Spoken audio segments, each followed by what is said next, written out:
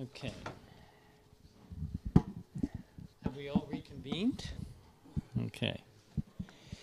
A rather ubiquitous photo, but nonetheless, I think a very important photo. And we're going to use that to start. Start with actually a quotation from Thomas Berry, not this Thomas Berry, the other Thomas Berry. The real Thomas Berry. And that's simply, and this is for Andrew too, if he's still here. The natural world is the larger sacred community to which we belong. To be alienated from this community is to become destitute in all that makes us human. To damage this community is to diminish our own existence. Oh, that was fancy. Okay. So what we have here is a photograph of the Don Valley Parkway in Toronto. Deteriorating urban highway infrastructure, designed in the 50s and 60s to privilege quick and efficient movement of car and truck traffic, is nearing the end of its useful service life. Significant investment of financial and physical resources is now required to assure long-term broad-based viability. However, reliance on anachronistic transportation planning initiatives continues to underwrite an unsustainable long-term calamity and must be arrested to ensure that we retain healthy urban environments that meet the physical, mental, emotional, and spiritual needs of citizens. Solutions must be found that acknowledge the dependence of human health on overall planetary health. I'm just going to go back to remind us of the context in which we speak. So what we've done is to propose an approach based upon a symbiotic human-earth relationship as articulated by cultural historian Thomas Berry. Based upon his new cosmology, our approach forfeits current anthropocentric worldviews, placing human needs as primary and natural systems as secondary, and transforms it to a worldview taking planetary well-being as primary and human needs as derivative. Okay. Just to, make the context even bigger. Berry's notion of cosmogenesis presented the mysteries of a dynamic and continuously unfolding universe, not as a collection of disparate objects, but rather as a communion of subjects sharing common genetic lineage back to the quantum of energy that burst forth some 14.5 billion years ago, the Big Bang. He posited a psychic spiritual dimension to all phenomena, with an invitation to reflect upon our place within a self-organizing, self-educating, expanding universe, and to consider the profound relationship between our interior and exterior worlds. For Berry, the evolution of human consciousness enables the universe to reflect upon itself as an expression of unbound wonder and reverence for its diversity of life here on the planet, and on the planet and within the entire universe, in different modes of existence. Berry suggests that the fecundity of the natural world provided the primary revelatory experience of divinity to inspire us in establishing a functional cosmology leading to what he would call a mutually enhancing relationship among humans and the rest of the Earth community. Oh, you don't need that one. But I need that. But you need that. But I need this. Okay. See, I just pressed that thing. Okay. So from where would we draw inspiration to redesign an urban highway, a highway for divinity's sake, and connect it to the sacred fabric of the universe? To transform Thomas Berry's cosmology into physical form and space, to put up or shut up. For grounding, we adopted the 6 signs of sacred landscape to reinvent Toronto and Montreal through an eco-centric view of infrastructure renewal. The 6 signs of sacred landscape was originally presented at ACS 1 some of you may remember, is regarding sacred landscapes and the everyday corollary.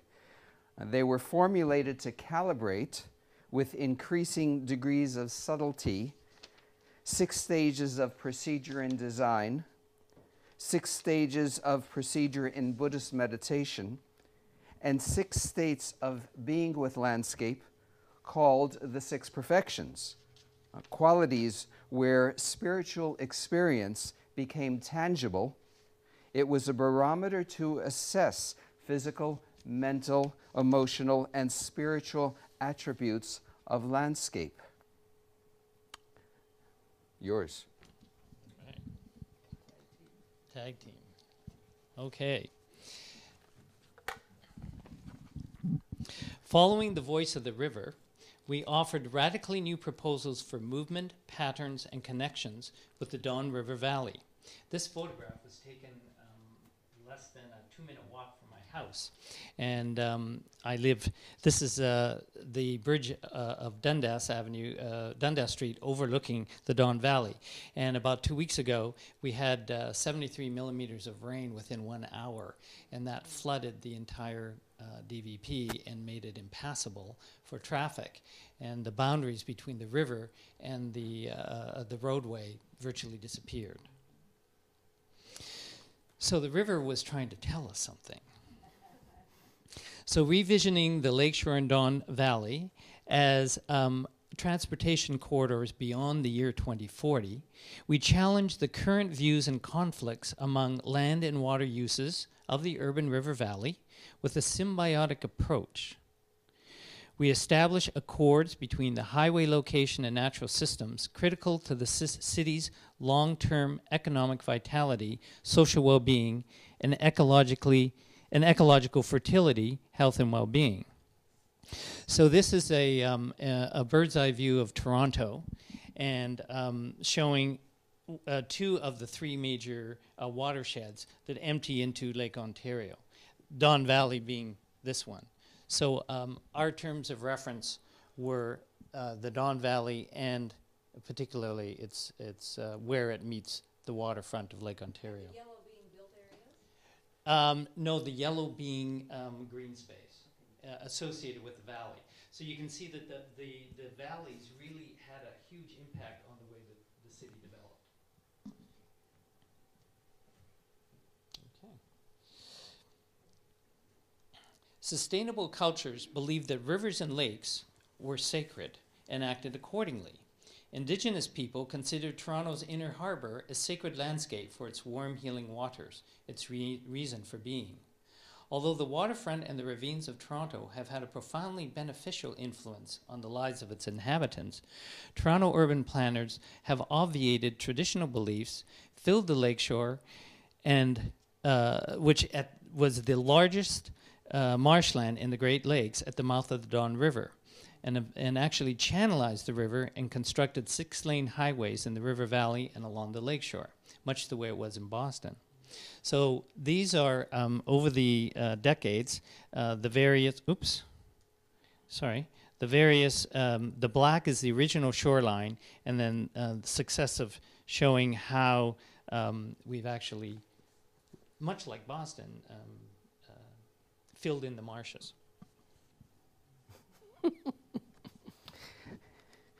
We call the second case study Creating a New Cosmology from Trudeau Airport to Downtown Montreal. After Montreal was officially designated a UNESCO City of Design, an international ideas competition was held to revision the 17-kilometer highway linking Trudeau Airport with downtown Montreal. Quite wretched for a UNESCO-awarded city. The route is embroidered with a quodlibet of overpasses, shipping containers, and abandoned rail yards in a rubble of dire straits, asking how much of the existing infrastructure to keep, to modify, to eliminate, then how to rejuvenate Montreal as a sacred landscape.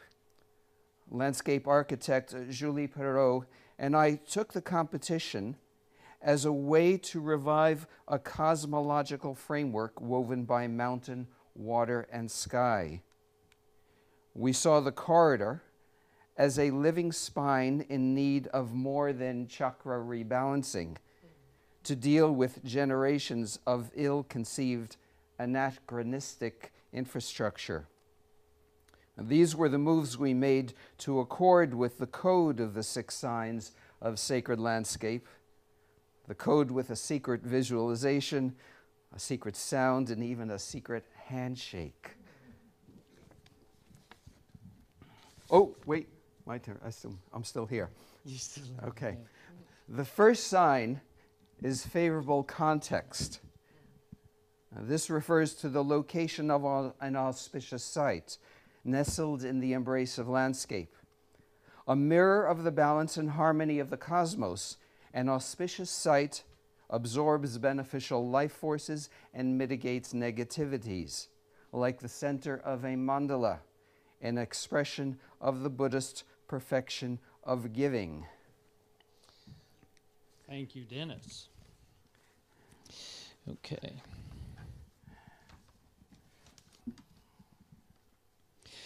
So, Toronto is situated on the north shore of Lake Ontario and is the city's grounding. Sorry. Where are we? Yes, there we are. Okay. First Nations settlements in the area favored the protected waters for healing. The Don River, potentially carrying subtle life force, if respected, is the central of Toronto's main 3 channels and feeds the lake near the center of the city. In fact, the name Toronto in its original Huron means a place of poles or weirs where the fish would gather. The rich estuary once formed the largest marshland of the Great Lakes, and this is just one small section of it, which was about 520 hectares.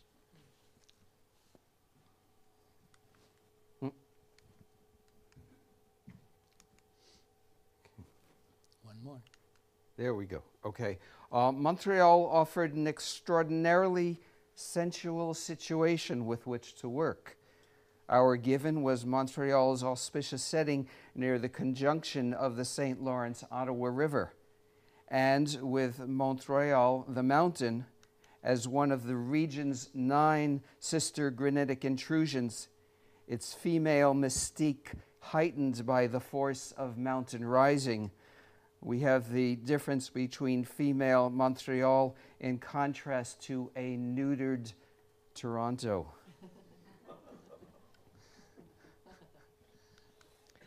The second sign is contained, refers to an analytical relationship between personal and social environment, to cleaning house, to ethical application. As a distinct form in space, a distinct space surrounded by form, contained as sound cradled by silence, as light cradled by night, in contrast to chaos and nebulosity.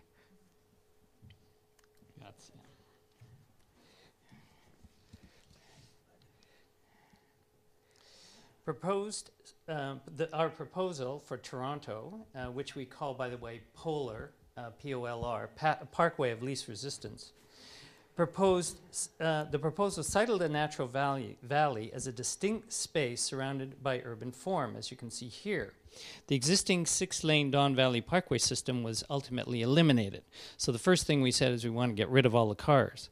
Exploitation for industrial uses, which had occurred over the centuries, was forfeited, and natural systems were reinforced, replenished, and reinvigorated to improve natural and social health and well-being.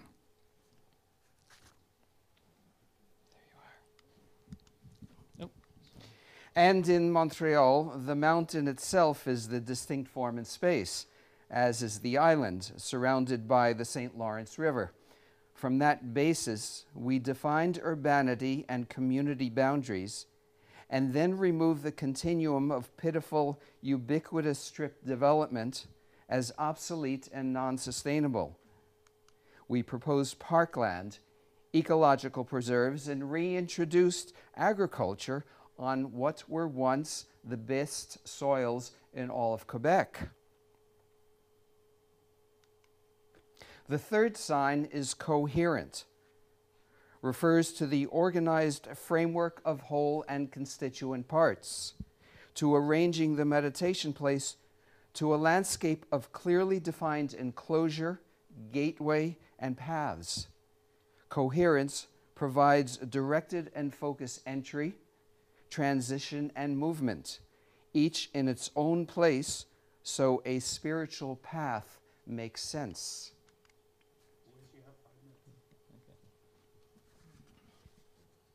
Okay, this is yours. Okay, so our big moves were to redirect the flows, the current flows, and to introduce new flows, which ultimately created new social and ecological spaces.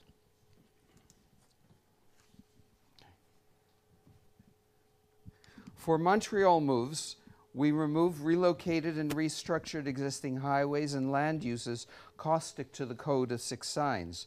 We entered the spine at the airport and downtown. We relocated the Trans-Canada Highway and Highway 20 to circumscribe the airport, ridding it of convoluted terminal entrances. We raised the highway high above ground to allow continuous flow of agriculture, recreation, green space, and public rail systems. The fourth sign is composed, refers to creatively designed features, to formulating the meditation, to an intentional arrangement of form and space in nature's lyrics and architecture's scores, strengthening attention, binding mind with landscape.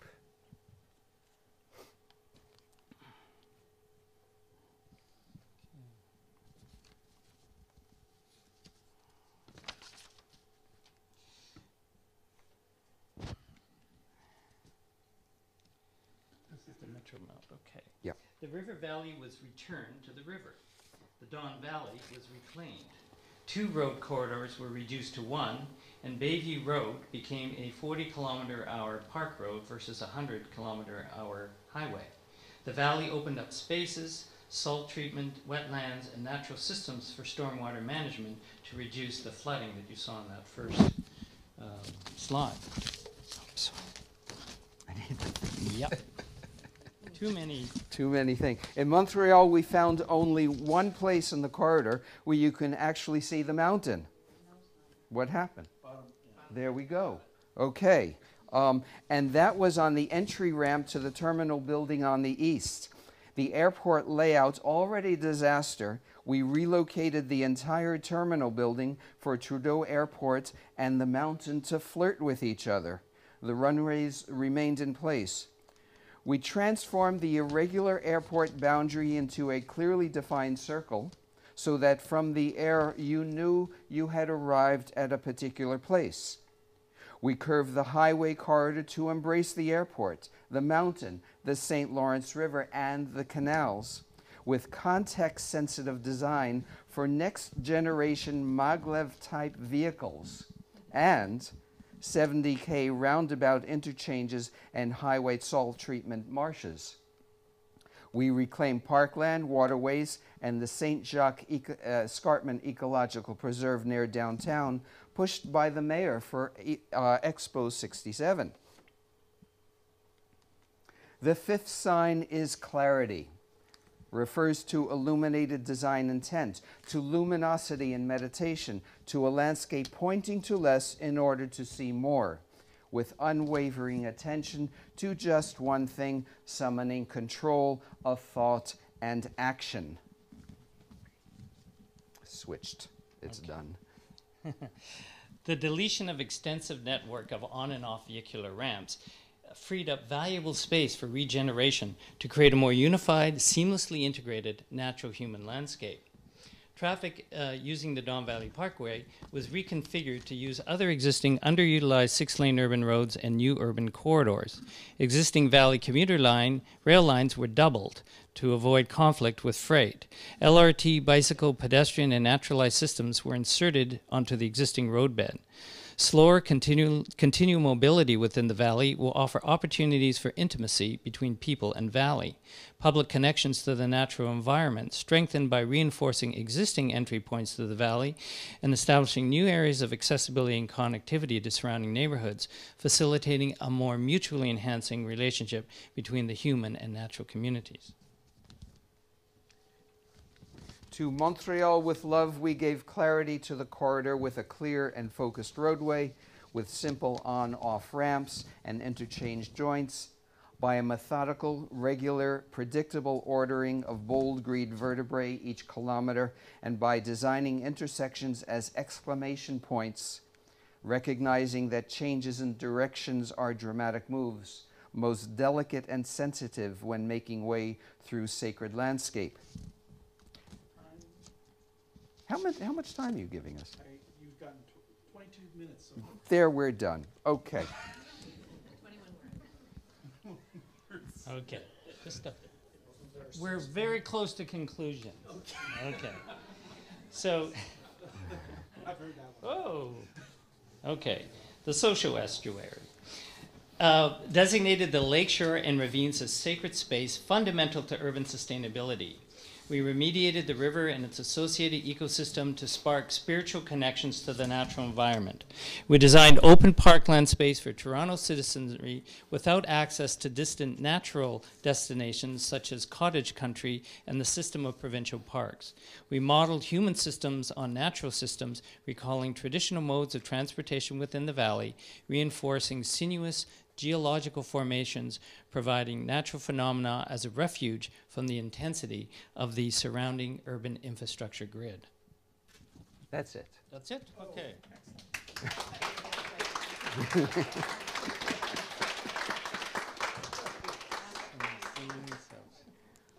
Other remediation plans?